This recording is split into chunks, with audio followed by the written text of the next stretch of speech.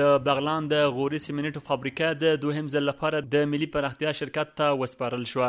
د بغلان ولایت د کانونو او پټرولیم ریاست مسؤلین وایي چې یا د فابریکې د ملي پراختیا شرکت ته سپارلې.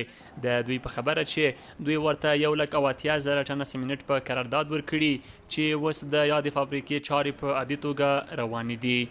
سمټو فابریکه الحمدلله وروسته له فتح د امارت اسلامي نه چې کله فتح راغله نو په پوره شفافیت سره موږ دغې کار ته توجه وکړه او دا قرارداد باندې ورکړه یو شرکت ته چې تقریبا 1,80,000 ټونه سمټ هم هغه ته په قرارداد ورکړل.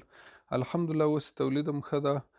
د بغلان والی کاری بختیار وایي چې دغه فابریکه په ورځني ډول 12,000 بوجۍ سمنټ تولیدوي او ملي پراختیا شرکت به هڅه وکړي څو د یادې فابریکې تولید 2 برابره زیات کړي. لکه څرنګه چې تاسې دغه د سمټو د غوري فابریکه وینئ دا الحمدلله په نرمل حالات باندې د امارت اسلامي چې کله راغلی ده دا کارونه ډېر په ښه طریقه روان دي. نو اوس 12,000 بوجۍ سمټ دغه کوي کوشش کوو موږ چې دغه 12,000 بوجۍ 4,000 بوجۍ کړو یعنې تولید یې 2 چنده کړو. د ملي پراختیا شرکت مسؤلین وایي چې یا د فابریکې د 10 میلیونو افغانیو په لګښت بیا ځلې فعاله کړه. اوس فابریکه دې ته آماده ده چې په 24 ساعتونو کې 1 ټن تولید ولري چې اوس ستونزې تر ډېره حل شوي او کارونه یادي حالت ته راګرځېدلي دي.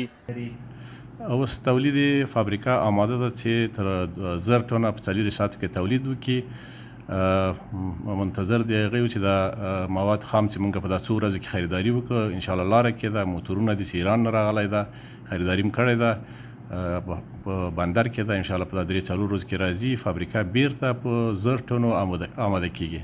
د یادې فابریکې کارکوونکي خوشحاله دي چې د لسیزو راهیسې په خپله وطنۍ فابریکه کې کار کوي. د دوی په خبره خوښ دي چې فابریکه د دوهم ځل لپاره د ملي پراختیا شرکت ته وسپارل شوه او په خبره یې چې د کارکوونکو د معاشونو ستونزه یې هم حل شوې ده. بس خوشحاله خو په دې چې په دې وطن کې بیکاري او فقیري زیاته ده. موږ ډېر خوشحاله یو دغه 21 کاله کې همدلته کار کوو او معاش اخلو حلال رزق اخلو بس وطن ته خدمت کوو خوشحاله یم په دې باندې فخر کوو. خود ما فابریکه مدت له تیرو 10 کلونو څخه را په دې خوا په یاده فابریکه کې کار کوم. دغه فابریکه د اسیا په کچه یوه لویه معیاري او سټنډرډ فابریکه ده چې هیڅ ډول ستونزه نه لري. کارونه مو عادي پر مخ ځي.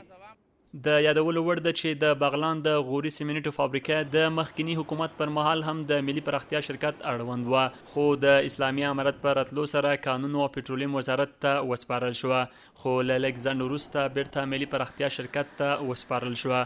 افغانستان په کور دننه د سیمنټو د تولید 2 فابریکې لري چې یوه یې د فروان ولایت په جبل سراج ولسوالۍ او بله یې د بغلان مرکز پل خمري کې موقعیت لري.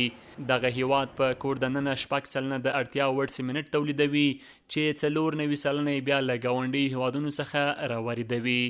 عبیدالله حیدرزی CMG پل خمري بغلان.